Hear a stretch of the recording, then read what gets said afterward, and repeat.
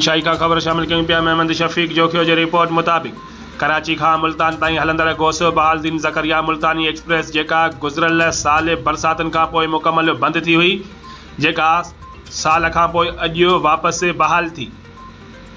पर जारी नोटिफिकेशन मुताबिक़ मुल्तान खां कराची ताईं सवाइ जंगशाही रेलवे स्टेशन ऐं झंपीर रेलवे स्टेशन बाक़ी समूरा स्टाफ वापसि बहाल किया विया आहिनि। पर बदकिस्मतीअ सां ज़िले ठटे जे ॿिनि अहम स्टेशन तां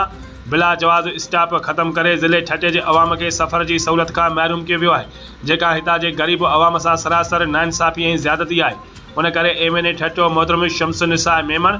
ऐं MNA सिजावल मोहतरम